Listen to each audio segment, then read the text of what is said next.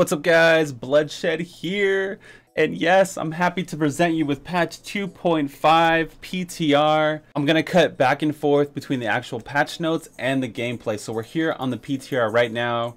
We just got done live streaming all the new stuff, the new announcements and everything for the last 4 hours. So I feel like capable enough to talk to you guys about it, to speak on the subject. The first thing you'll notice is a new feature. The Armory has been introduced.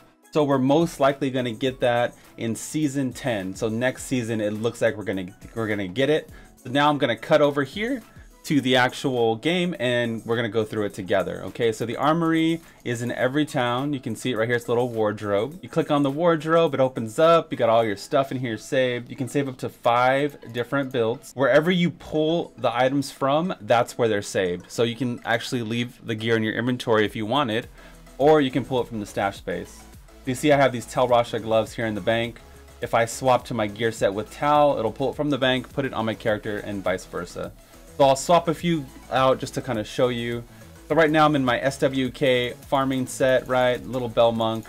If I want to go over here and we want to run some vaults, I have like a gold farming set. I just hit equip, boom, and it puts on your entire gear set from your bank or from your inventory, whatever you decide, wherever you save it from. It switches out your gems free of cost. It saves your Kontinuum powers, your exact build, everything. Just like that. Boom. Now we're rocking gold members, baby. Woo! You go back to the Armory. You want to go back to SWK, you hit equip, and it puts everything back the way it was. Super duper easy. And I mean, you can do up to 5 different sets. You know what I mean? It's a really amazing thing. I'm super excited that they added this, and if you like don't remember what it is, you can always click on the little details tab and it shows you. You can easily kind of go through it. Like I have a naked one set up in case I just want to run naked for a while. Be free, go back, put on my gold set, etc.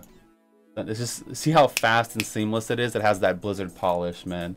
I really super excited about the Armory, man. They have it in every town. The next announcement is the crafting material storage. Starting in patch 2.5, crafting materials picked up or obtained through salvaging will now appear in a separate storage tab, freeing up space in the shared stash tab, and it can be accessed through the inventory window. So Blizzard, if you're watching my video, if someone happens to be watching, please add a hotkey for this, but I'll show you guys where it is. You open up your inventory, there's a little anvil down here, as you can see. Click on the anvil, and boom, all the bounty materials, all the crafting materials, Hellfire. You can minimize it if you just want to see one or the other, but it keeps track of all of this stuff, and it's really cool. Like so I'll grab some gems really quick. When you do pick up gems and DBs and all that stuff from the ground, it tells you like a running total over your head. When you pick it up, you'll see the little floating. It tells you everything that you're picking up. It's kind of cool. It's like the gold, you know, it tells you your gold totals. So now you get to see your gem, your veiled crystal totals. All these totals will show up over your head as like a little floating combat text. It doesn't keep things like infernal machines or anything like that, but you know, once you do get the parts, it does go into the tab itself.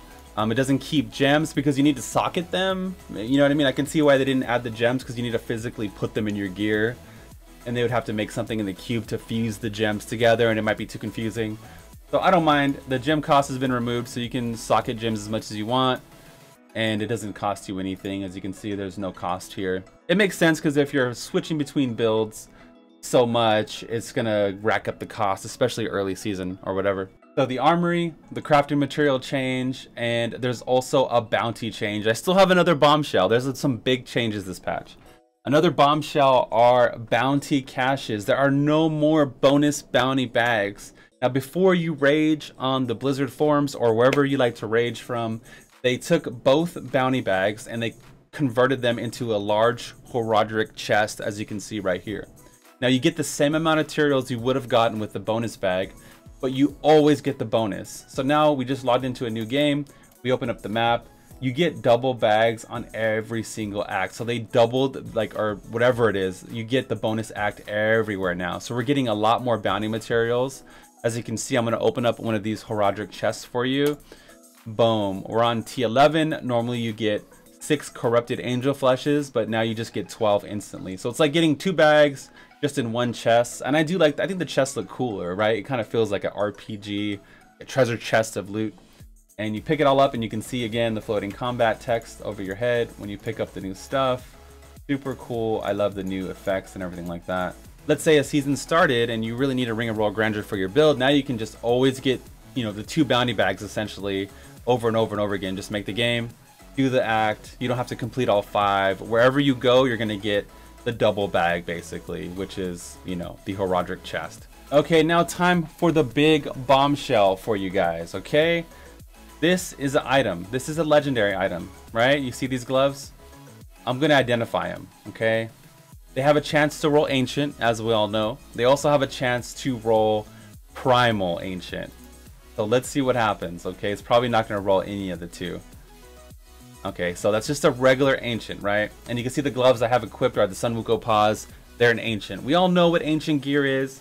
Just to be clear, Ancient gear is 30% stronger than non-Ancient gear. So if you look at the stats, you can see the difference. It's about a 30% upgrade. These regular Ancients have a chance to roll Ancient. Now they have a chance to roll Primal. Well, Bloodshed, what is Primal Ancient? Primal Ancient is a new tier added to the game. These Primal Ancients are 30% stronger than Ancient gear. So you can easily do the math in your head. An item can roll legendary, and if you get an ancient version of that, it'll be 30% stronger than a regular legendary. If you get a primal ancient, it's going to be 30% stronger than an ancient weapon. And the border is red. It's really distinct. You can easily see it. It's a giant red little skull on top and like bone spikes. Super badass looking. So we are getting more bounty materials with the bonus Horadric chest change. That might help with us getting more primal gear essentially. So there is a lot more gear progression, a lot more grinding and farming, but this is a loot based grinding farming type game. I'm excited about this. I'm unclear how good this is for the game. I gotta say hats off to Blizzard for having like the levels to even do this. I mean, this wasn't even really needed. Like the community is not really asking for another gear tier of progression. And they literally just added this, man. Like the balls of Blizzard right now, I was like on stream, I was completely shocked that they would even make such a big gamble at something like this, right? So props to Blizzard for continuously supporting the game and end game content like augmenting and primal gear now. So big shout out to them, man. Oh my goodness. As of right now, it's unclear what the percentage item has to roll primal as opposed to ancient. But we rolled about 75 rings and I only got 1 primal ring. I rolled about 40 two-handers and I got 1 primal. So you can kind of see it's not like the highest percentage to drop. It's like a slower progression. One thing to note, globe healing. So globe healing on a regular item is say 29,000. You can get 29,000 globe healing for like a Z monk or a support monk. For Ancient, you can get up to 37,000, almost 38,000, right? For Primal, you can get over 50,000 globe healing. So the Primal does affect some secondary stats. I noticed like Thorns damage. So on a Primal, hopefully it's working. The server is crashing. So you guys are getting this? Yeah, it's not crashing. You get 30% more on Thorns damage as well. So it's really, really strong. I mean, Thorns Crusaders might be a little OP coming up here in the patch. I don't know. It's going to shake out. I did get some questions like, Bloodshed, how's it going to work with the Legacy of Nightmares set? Do I have to farm a full ancient version of that? And I didn't test it, but I would say, hell no. Blizzard would not make you have to get a full primal set for you to get the bonus. I'm pretty sure it's going to act as just a normal ancient, just a primal ancient, right? So that's probably how they're going to get around it. They shouldn't have to get a one set of the other. So yeah, you know, it's pretty much like everyone's getting a 30% power creep bonus. And I'm super excited, man. New stuff to the game. This is like complete Christmas for Bloodshed. I couldn't be more happier with all these changes. There was a few other changes, like they are buffing the Reinhardt from 10 to 20% damage. Strong Arms, the damage bonus from Strong Arms is now applied when the knockback occurs, rather than when the enemy lands. The damage bonus duration has been increased to 6 seconds. So a nice buff to Strong Arms. The Barber is now a ceremonial knife for Witch Doctors instead of a dagger. And they reworked the power on that. So we're gonna check this out and do some testing on the Barber. Mantled Heal for Wizards. Pets such as Hydras will now proc the damage component of Mantled Heal when attacking a target. This change will appear in an upcoming PTR patch. So this isn't out yet. So there's always like a 1A and a 1B patch.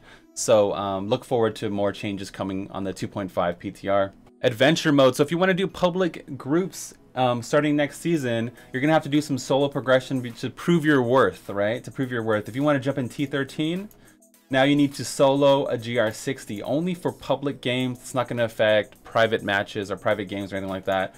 So that's kind of cool, man. At least you know if somebody's with you, that they're capable of farming the content solo. I think this is a nice change. I don't really do public speed farming too much, but maybe I will now, especially early season. Maybe I'll jump in if I can't get a group. It looks like they're nerfing some of the set dungeons, like the Unhallowed Essence set dungeon is going to get more density, so it's a little buff for that. Quality of life changes. The Icon is going to get reduced from 12 to 10 in the DMO set dungeon as well. So it should be easier to master these 3 set dungeons. And then, yeah, so Diablo fans also data mined some information that they're nerfing zombie dogs from 120 to 112% weapon damage. So I'm not sure what the point of this is, but I'm sure they have a reasoning.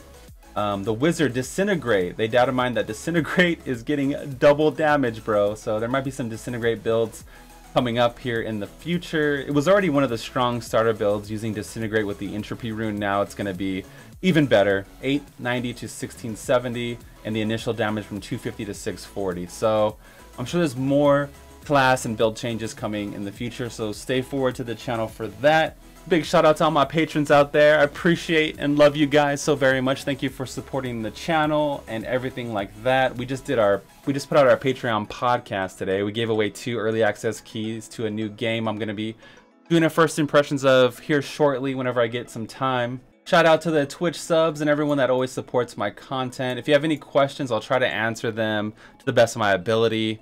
This is the Bloodshed, and I'm out of here. Peace.